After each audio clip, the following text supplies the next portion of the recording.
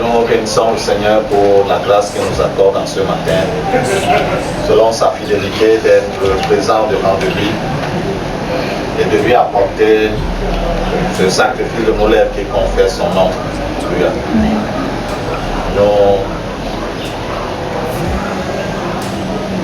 Nous n'avons payé aucun franc pour être vivants, c'est par sa grâce que nous le sommes. Et nous n'allons pas oublier de saluer nos très chers téléspectateurs qui continuent de disposer leur temps pour suivre nos messages vidéo.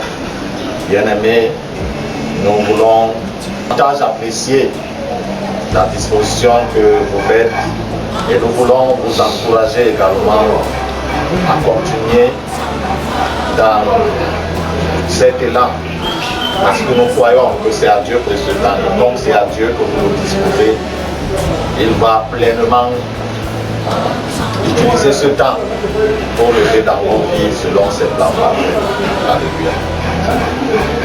Nous voulons donc ce matin prendre le cantique 217 dans les chants de victoire.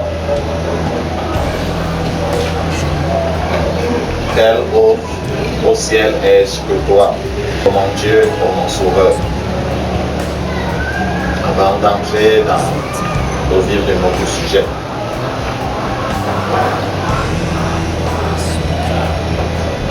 Quel autre au ciel est-ce que toi. Nous allons ensemble. Quel autre au ciel est-ce que toi, mon Dieu, oh mon Dieu.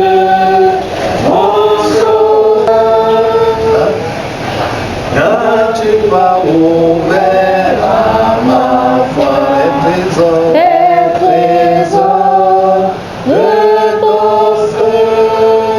Tu t'es détourné à moi et vivant sous ta douce loi, je ne prends de plaisir qu'à toi, oh mon Dieu. Mon sauveur, demeure dans les biens d'ici-bas, oh mon Dieu, mon sauveur, il passe, Dieu ne passe pas, oh mon Dieu, mon sauveur, dans votre jour,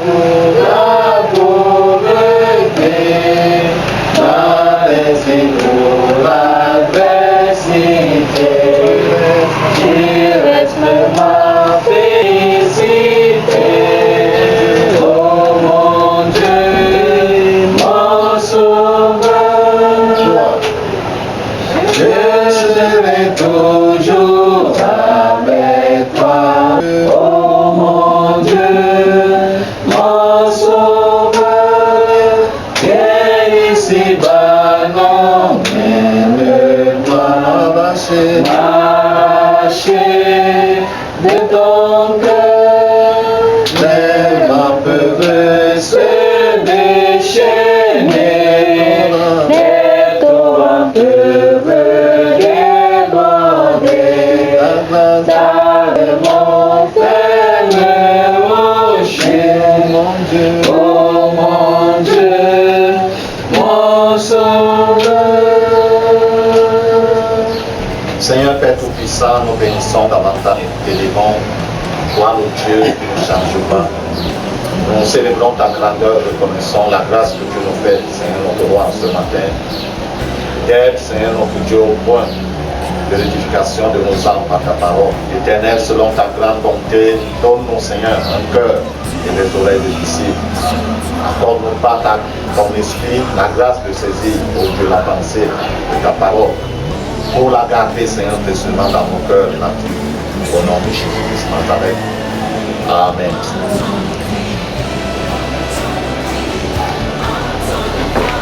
Nous bénissons ainsi le Seigneur pour ce privilège qu'il nous accorde. Et nous voulons, par sa grâce, rendre ces deux portion des Écritures dans le livre de la Genèse, le 16. Nous lirons du premier verset au verset 4. Genèse chapitre 16, verset au verset 4.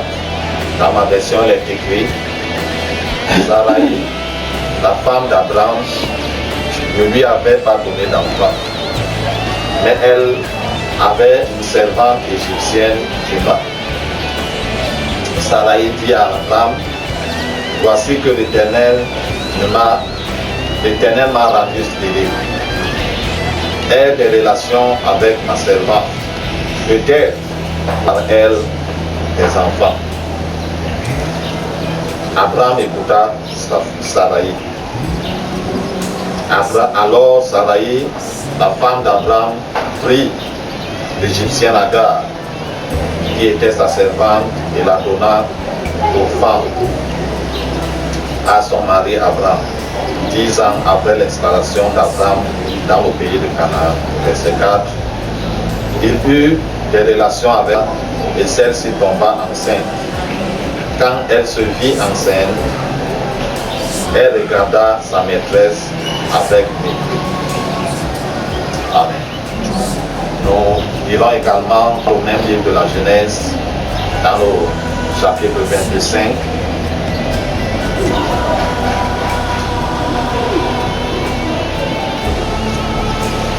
Du verset 29 au verset 34. Genèse chapitre 25, verset 29 à 34. Dans ma version, il est écrit: tandis que Jacob faisait cuire un potage, Isaïe revint des champs, accablé de fatigue. Il dit à Jacob: laisse-moi manger de ce roux, de ce plat roux, car je suis fatigué. C'est pour cela qu'on a donné à Isaïe le nom d'Édom. Jacob répondit: vends-moi aujourd'hui ton droit d'aînesse. Isaïe répondit: je vais mourir, à quoi me sert ce droit d'aînesse? Jacob dit: jure-le-moi d'abord. Il lui jura, il en droit d'aînesse à Jacob. Verset 34. Alors Jacob donna du pain et du potage de lentilles à Isaïe. Il mangea et but, puis se leva et s'en alla. C'est ainsi qu'Ésaü méprisa le droit d'aînesse. Ainsi, ce matin, par la grâce du Seigneur, nous voulons parler sur le thème: l'impatience conduit aux erreurs graves. Aux erreurs quelquefois graves. Alléluia. Le texte que nous venons de lire, ou le premier texte, nous rapporte une portion de l'histoire d'Abraham, qui en ce moment-là s'appelait Abraham. Et comme nous avons lu 10 ans après qu'il soit arrivé finalement à Canaan, il n'avait pas toujours d'enfant. Dieu l'avait promis qu'il sera le père d'une multitude de nations. Il n'avait pas toujours d'enfant. Et sa femme lui dit que l'Éternel est stérile, alors que c'est l'Éternel qui lui a promis qu'il aura une descendance de son propre nom. Ça veut dire que ce n'était pas l'Éternel qui l'avait rendu stérile. Il lui dit: donc, comme j'ai une servante, bon, aie des relations avec ma servante et que par elle je puisse avoir des enfants. Elle n'a pas poussé la réflexion un peu plus loin. Parce que bien que Agar fût sa servante, si Agar aurait eu des enfants, ses enfants ne s'appelleraient jamais les enfants de Sarah. Alléluia. Ce seraient les enfants d'Agar et d'Abraham, son mari. Donc, comme sa servante était sous son pouvoir, elle avait pensé qu'elle devait être sur au contrôle de la vie. C'est vrai que directement, tel que nous avons lu, dès qu'elle a proposé à son mari a accepté. Mais je n'ose pas croire qu'il a accepté instantanément parce qu'il a la promesse de Dieu. Alléluia. Finalement, certainement, après plusieurs insistances, Abraham a cédé. Abraham a pris la servante, a eu des rapports avec elle. La servante est tombée enceinte. Le verset 4 nous dit que dès qu'elle s'est vue enceinte, elle a fait quoi? Elle a regardé sa maîtresse avec. Et ce sont des situations qui arrivent jusqu'à nos jours. Alléluia. Ceci est dû à l'impatience. Quand Dieu a dit à Abraham, tu seras père d'une multitude de nations, lui avait-il dit que tu seras père d'une multitude de nations à 50 ans ou à 60 ans? Il ne lui a pas dit, mais il lui a donné une promesse ferme. Et puisque Dieu est fidèle, il tiendra toujours sa promesse. Pendant que Abraham cheminait, à un moment donné, Dieu lui est apparu, Dieu a continué à parler et dit à Dieu, Seigneur, laisse. L'héritier là, laisse-le. Je vais faire de mon serviteur-ci mon héritier. Mais Dieu a continué à le confirmer la promesse qu'il lui avait donnée. Mais l'impatience pousse donc Sarai, à ce moment, c'est comme cela qu'elle se nommait, à prendre ainsi la servante pour donner comme femme à son mari. Et quand l'enfant est venu au monde, l'enfant ne se nommait pas l'enfant de Sarah, c'était l'enfant d'Agar. Alléluia. Parce que lorsque cette situation de mépris est arrivée et que Sarah s'est sentie rabaissée et qu'elle a demandé à son mari de chasser la femme, est-ce qu'elle a retenu l'enfant? Alléluia. Elle a dit chasse l'esclave et son fils. Alléluia. Parce qu'elle avait, en proposant sa servante à son mari, elle avait dit quels sont les enfants en mon nom. Alléluia. Lorsque nous manifestons l'impasse, nous démontrons ainsi notre doute par rapport à la promesse de Dieu ou par rapport à la fidélité de Dieu. Alléluia. Et cela n'est pas une bonne chose. Nous avons dit l'impatience nous pousse à des erreurs graves, quelquefois même des erreurs irréparables. Il y a certaines erreurs qu'on peut réparer, mais certaines autres seraient irréparables. C'est vrai que pour Dieu, ce n'était pas une erreur de Dieu. Alléluia.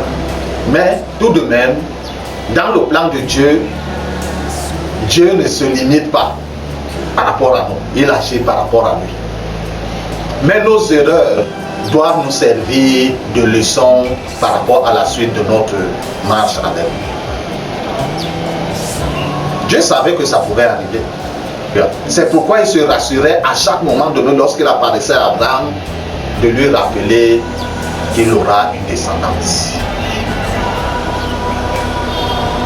Ça, c'est-à-dire sa descendance, ce ne sera pas une descendance empruntée. Pour qu'il puisse rester constant et patienter le cours des choses, jusqu'à ce que la promesse de Dieu puisse s'accomplir.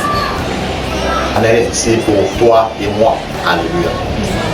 De manière, si Dieu t'a donné une promesse de manière personnelle, ou alors parmi toutes les promesses de Dieu, il y a un temps que la promesse est donnée et il y a un temps qui s'écoule toujours pour la matérialisation de cette promesse. Et pendant ce temps-là, à moins que Dieu t'ait dit, oh, demain ou après-demain, tu as précisé le jour ou le temps de la matérialisation de sa promesse. Sinon, il voudrait que nous puissions fonctionner dans la patience. Lorsque l'impatience intervient, l'adversaire entre. Alléluia. Pour nous donner des suggestions qui vont venir en remplacement à la promesse ou à la matérialisation de la promesse. Si, supposons, si Agar n'avait pas manifesté le mépris vis-à-vis de sa maîtresse, et elle s'était conduite toujours dans la soumission comme au début, Sarah aurait même pris Abraham, oublions même la promesse de Dieu là. Nous avons déjà un héritier. Mais Dieu a voulu leur montrer, comme à nous aujourd'hui, ce que l'impatience produit. La scène s'est vue légale, voire même supérieure à sa maîtresse. Bien sûr qu'un acte coutumier n'avait pas été signé entre Abraham et Agar. Alléluia. Mais Agar était la femme d'Abraham, la deuxième femme d'Abraham. Et nous savons tout ce qui se passe dans notre culture, dans nos familles, lorsque la première femme vient en mariage et qu'elle a les difficultés d'avoir des enfants, et que par la suite la deuxième femme arrive et qu'elle a les enfants, est-ce que la première a encore parole? On prend la première, on la case, si le mari a la dépendance, on la case là-bas dans la dépendance. C'est la deuxième femme maintenant qui a droit dans la chambre principale. Et Sarai a vu cela, c'est pourquoi l'esclave la chasse là avec son fils. Mais elle n'a pas regardé un peu en arrière que c'est elle-même qui avait donné la proposition. Dieu a de patience. Et le second exemple que nous avons vu, les deux fils d'Isaac, bien sûr que Isaac avait une préférence et Rachel de l'autre côté Rebecca avait sa préférence. Les voici qui grandissent et ce n'est pas comme nous aujourd'hui. En leur époque, ils vivaient en communauté. Et puis s'ils étaient des nomades, ils construisaient des tentes. Ils vivaient à la tente principale pour le père, le chef de famille. Et tout autour, on construit des tentes selon si ce père de famille a plusieurs épouses. À chacune d'elles, il met une tente à côté, une tente à côté. Et tout autour de la construction, chaque enfant avait sa tente. Et bien qu'ils étaient grands, et ils n'étaient pas encore mariés en ce moment, pour dire que la femme de chacun devait s'occuper. Mais comme Jacob était quelqu'un de maison, par contre, Ésaü était soit au champ, soit à la chasse. Bon, rentré, câblé de fatigue et de tout, il a trouvé son frère qui était en train de tourner un potage. Il rentre et il lui dit, serre-moi un peu de ce potage. Je suis fatigué, j'ai faim, je veux manger. Et son frère qui lui dit, vends-moi aujourd'hui le doigt d'Ernest.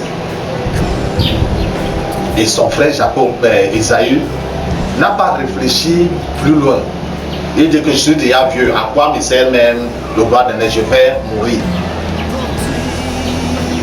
Pressé par la fatigue et par la fatigue, il a livré le doigt d'Ernest pour un potage, même si quel que fût l'état de ce potage, ce n'était pas comparable au doigt d'Ernest.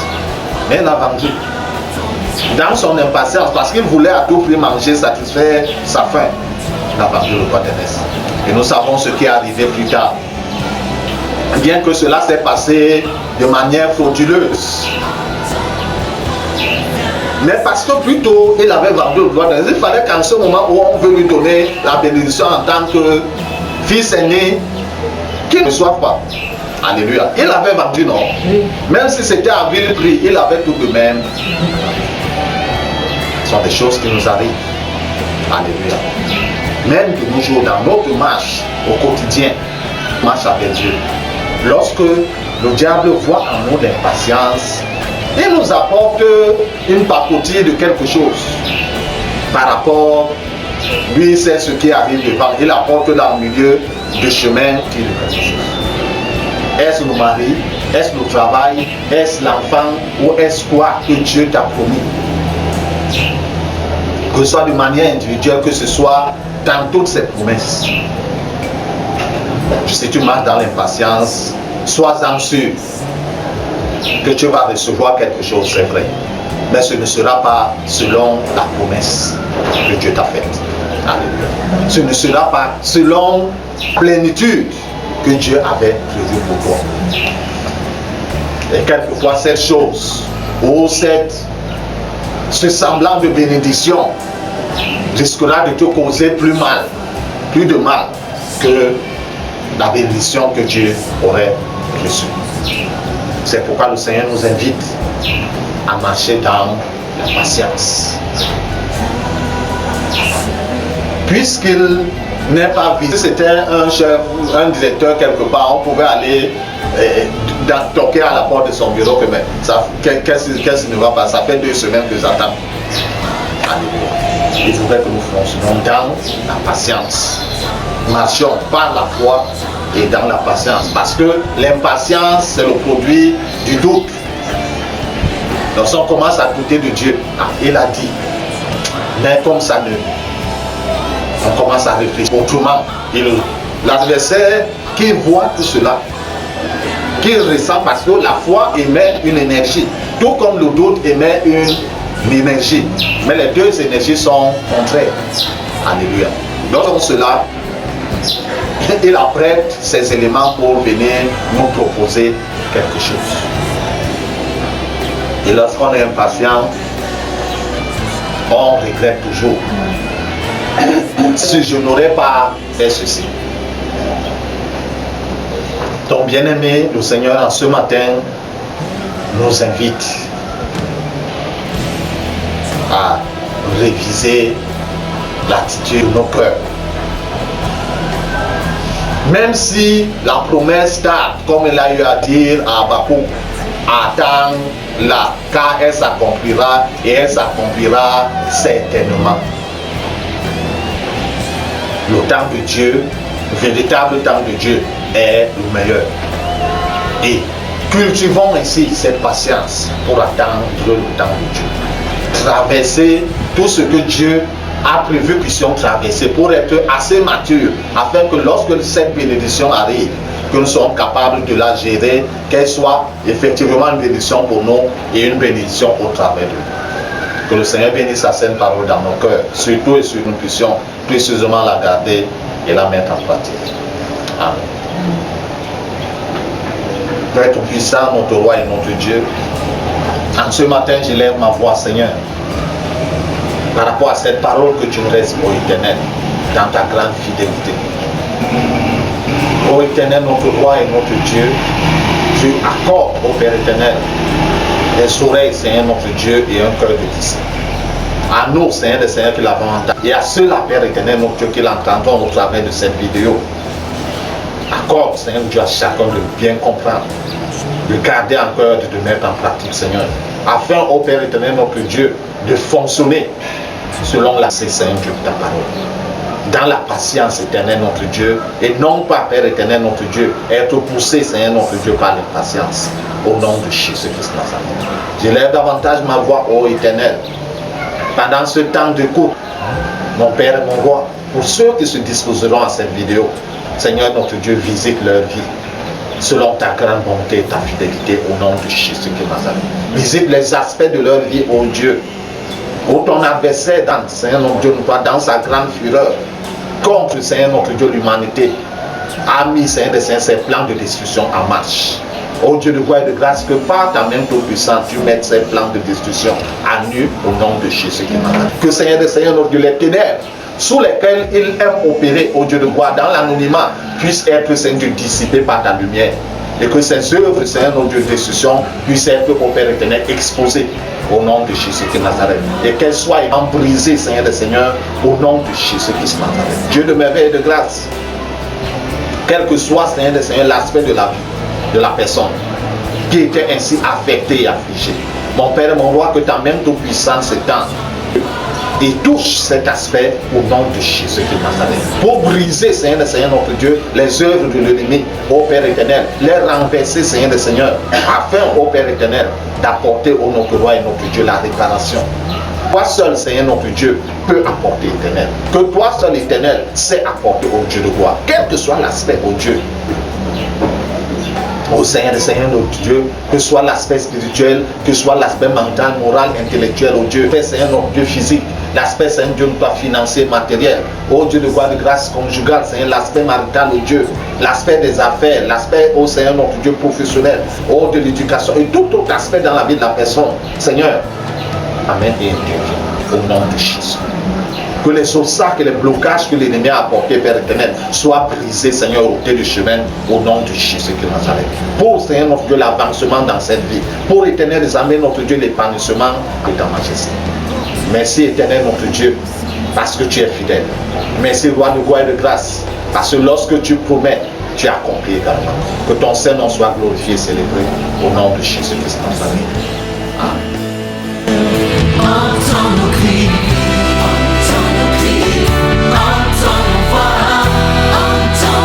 voix, par ton esprit.